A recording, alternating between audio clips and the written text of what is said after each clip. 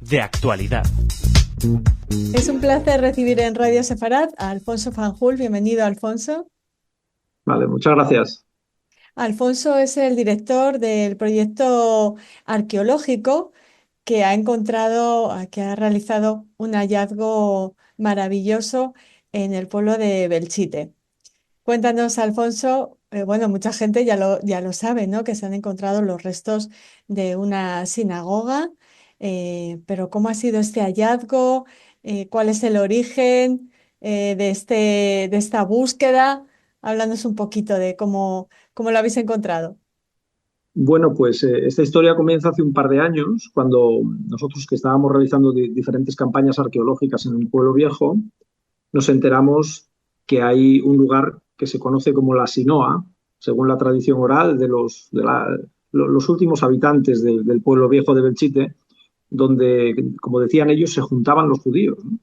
Y entonces nos pareció una posibilidad muy interesante a nivel científico y arqueológico, y ya no digo nada a nivel turístico, el poder tener los restos de la antigua sinagoga.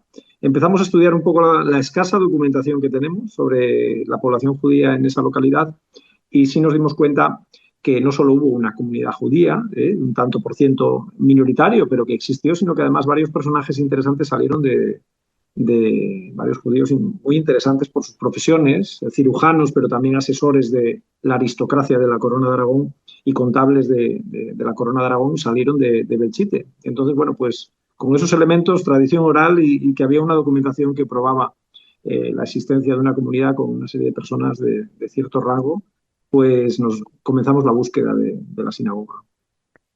¿Una búsqueda que enseguida dio sus frutos? ¿O cuántos años de trabajo? Pues ¿Meses? han sido dos campañas, es decir, 2 años, porque nosotros realizamos una excavación al año. Y el primer año lo que hicimos, no localizábamos a nadie porque, no sé si sabéis, Belchite es una localidad que fue parcialmente destruida En la guerra civil. Ujú. durante la Guerra Civil.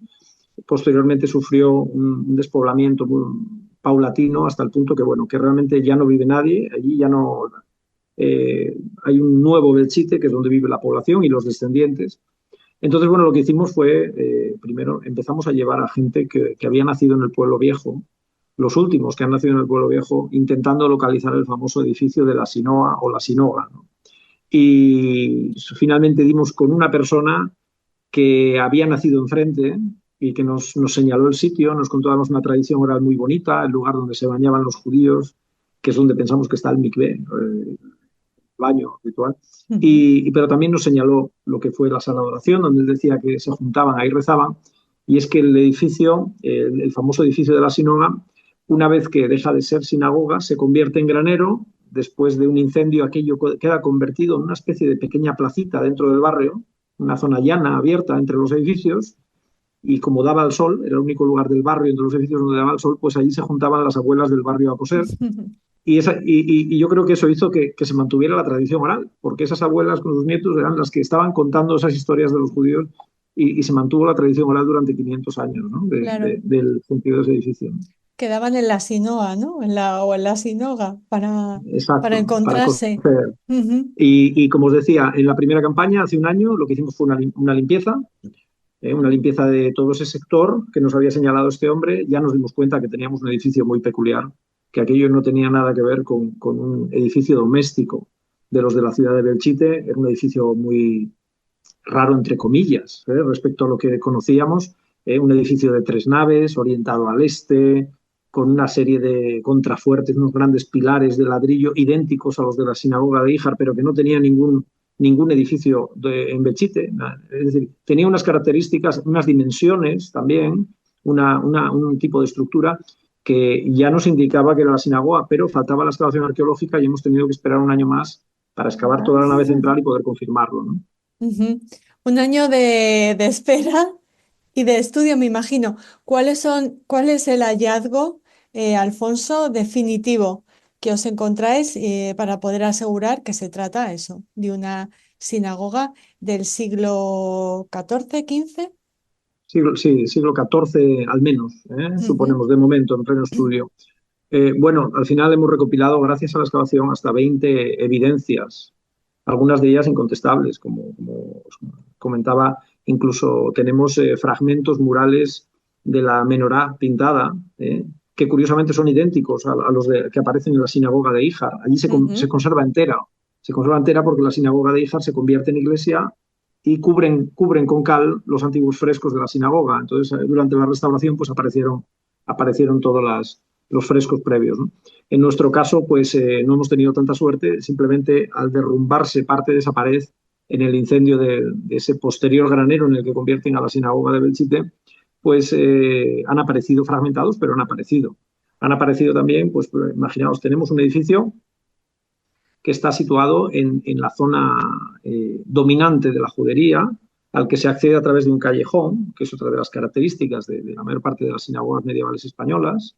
Un edificio que tiene tradición oral, como es esas historias de que allí se juntaban los judíos, tiene también esa toponimia que denominamos nosotros en arqueología, es decir, ese nombre, como es la sinoa, se conoce, o la sinoga, al propio edificio, y después tiene unas medidas que son de la sala de oración que son idénticas a las que algunos investigadores establecen para las sinagogas bajo medievales españolas, son unos 7 por 10 metros, una cosa así. Tiene una estructura en 3 naves, una de esas naves un poco separada, que coincide también, como muchas sinagogas medievales europeas, con esa nave donde está destinada al rezo de las mujeres en una primera planta, separada de esas otras 2 naves que realmente es la sala de oración donde se establecen, donde entran los hombres, ¿no? Eh, Nos encontramos también unas yeserías góticas con una serie de flores, de motivos vegetales. También se derrumbaron, se cayeron después de ese incendio y que además son casi idénticos a algunas de las yeserías que se conservan en la sinagoga de Íjar. Son del siglo XIV, lo que ya nos indicó que A cuánta distancia está Híjar de Belchite? está ahora mismo es menos de una hora, es decir, de trayecto, ¿no? Entonces, Ujú. vamos, está en la misma región, por así decirlo, ¿eh? Sí. Eso nos ha dado a pensar que hubo seguramente una escuela Ujú. decorativa o artística hebrea para sus edificios de culto, pues muy similar, porque no, tiene una serie de características muy similares, ¿no? Y bueno, después nos encontramos con ese espacio de contención de líquidos en la parte trasera del edificio. Cuando hablo de contención de líquidos, me refiero a que tiene un revestimiento, igual que las termas romanas, nos ha parecido, y que coincide por donde debería de estar el mikve, ¿no? Entonces, aparte de esas evidencias, nos ha parecido una cosa muy curiosa, y es que el único documento que tenemos de la sinagoga medieval de Belchite es que el duque de Híjar, una vez que se expulsa a los judíos, la convierte en granero. Pues bien, lo único que nos hemos encontrado en el interior de la sinagoga excavando, el único material que aparece es grano carbonizado. Es decir, cuando Ah, el registro arqueológico se une totalmente con la documentación, ¿no? Y, y después algo muy impresionante, que fue nosotros desde un principio lo único que buscábamos para poder confirmar que fuera una sinagoga que nos imaginábamos que se conservaría. Imaginaos la cantidad de usos y de reedificaciones que han tenido estos edificios en la España medieval después de la expulsión de los judíos, pues era una plataforma en el centro, la Tebá, que hiciera un poco eso se suele conservar siempre, incluso aunque el edificio se destruya o que se construya encima, esa plataforma central, de alguna forma, incluso a veces con unos hoyos de poste, pero siempre aparece una plataforma central diferente en el centro de las sinagogas medievales españolas. Y no solo nos apareció la plataforma al completo, sino que es que también nos apareció la tribuna, la BIMA, ¿no? Pero ujú, una estructura que es excepcional porque la construyeron mediante un encofrado de tapial, de trozos de ladrillo y de ujú. metal, de barras de metal, incluso conserva los pasamanos de metálicos para que el rabino se subiera a esa plataforma. Y, y se ha conservado de forma excepcional, ¿eh? Normalmente nosotros nos planteamos que eran de madera, por eso no se conservan en la mayoría de estos sitios, ¿no? Ya en Chequia y en algunos lugares del este de Europa aparecen de este tipo, aparecen con esas estructuras ya un poco más estables, construidas por así decirlo, una estructura de ladrillos y que también con barras de hierro, y por eso se conserva mejor, pero a partir del siglo XVI, la nuestra es del siglo XIV. Entonces, el hecho de encontrar una Bimá conservada medieval original es un caso excepcional a nivel europeo, ¿no? Eso te iba a preguntar. ¿Cuál es la importancia de este hallazgo? Pues a nivel local muchísima, porque estamos hablando de, ¿vale? De que tan solo hay 5 sinagogas medievales visitables, ahora mismo abiertas al público en España. Nosotros podríamos tener en Belchite la sexta. Es decir, ¿no? Y además ya con un proyecto de excavación el próximo año de abrir las otras 2 naves y que la gente ya pueda visitarlas, ¿no? Limpiamos en una campaña previa toda esa zona, de tal forma que ya es accesible para el público. Entonces, bueno, con una campaña arqueológica más, pues ya la abriríamos al público y pensar que el pueblo viejo de Belchite recibe 40.000 visitas al año que entran por visita guiada y que pagan su entrada. Es decir, que tiene ya, a nivel histórico en Aragón, yo creo que es el lugar más visitado o con mayor número de visitas como parque histórico, ¿no? En la provincia, en la región. Y bueno, y después a nivel científico mucho, ¿no? Porque nos hemos dado cuenta que tenemos una estructura que, aunque se convirtió en granero, el edificio, pero se conserva de una forma excepcional.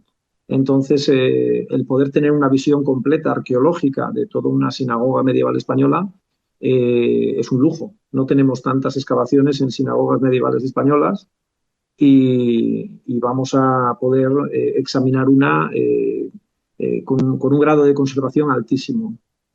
Oh, qué buena noticia, Alfonso. Eso sí, si hay sinagoga, hay comunidad judía, hay judería.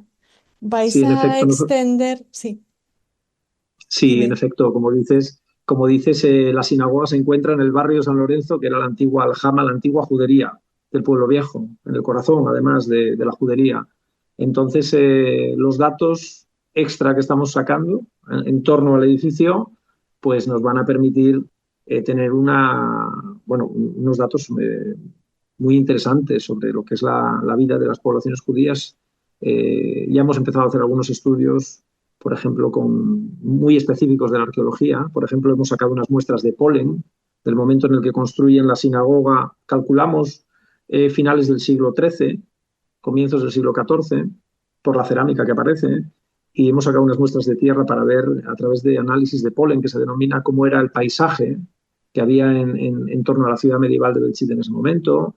Estamos haciendo también estudios más específicos, pues ya de carbono 14 para datar cuándo fue el incendio. Es decir, y nos abre las puertas a hacer algo, a extender un poco la excavación en el entorno y poder ver algunos elementos muy interesantes. Por ejemplo, el consumo de fauna, el consumo de animales. Tenemos un registro fuera de la sinagoga, aparecen restos como en todas las calles medievales, a veces la comida se tiraba Claro. fuera Ujú. y los Ya. restos de comida y podemos hacer un estudio del consumo, Ujú. de qué consumía la gente, ¿no? En esa Sí, época. Alfonso, una broma, si encontráis cerdo, ya sabéis que eso Ya. delimita Sí, sí. la judería, ¿no?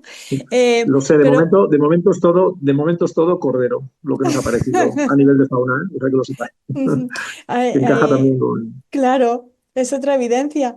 Alfonso, ¿y se puede esperar, podemos soñar en encontrar, aparte del MICVE, que imagino que quizá lo logréis bueno, pues localizar exactamente en la próxima campaña, alguna casa, la carnicería, caser, alguna otra, no sé, o solo se Sí, conserva en principio la no, sinagoga? no, ya nos hemos encontrado excavando, como excavamos la nave central y parte del exterior. En ese exterior, de lo que pensábamos que podía ser la entrada o una de las entradas, ya aparece algún muro de alguna vivienda medieval.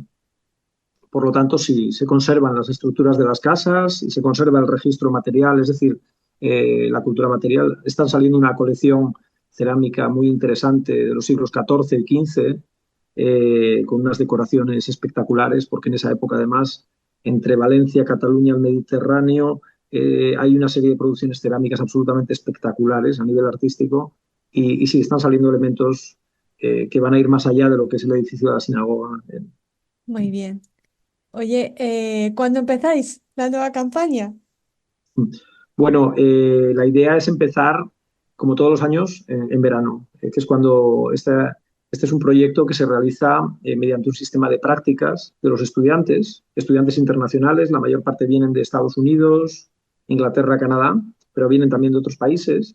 y cuando los estudiantes están libres, que es en verano, es cuando hacemos nuestras excavaciones. Mediante ese sistema de prácticas, pues es como se financia un poco el proyecto. Muy Entonces, bien. bueno, también deciros que el proyecto está abierto a cualquier estudiante que quiera hacer sus prácticas en arqueología, por si hay estudiantes interesados de otros países, que yo sé que tenéis mucho Wow. eco, pues Sí. que componer, Jo, bueno, en el Instituto Americano de Arqueología, componer el proyecto Belchite, muy eh, bien. les saldrá la información correspondiente. Ojalá.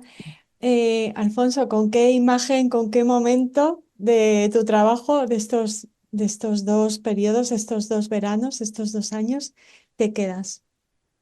Bueno, tanto el hallazgo sobre todo de las primeras yeserías góticas, cuando aparecieron, que es algo que no te puedes creer porque no te esperas, y que te confirma que el edificio es un edificio medieval y que es un edificio especial, ¿no? Ese momento, ese primer momento en el que ya nos empezó a aparecer todo este verano, y después un momento muy bonito cuando el año pasado ese último vecino que era capaz de recordar el lugar exacto de la sinagoga, pues lo llevamos entre las ruinas del pueblo viejo entre dos personas, porque ya es una persona muy mayor, y consiguió identificarnos el edificio y ya nos acercamos y vimos que aquello era un edificio muy grande y que este señor podía tener razón, ¿no?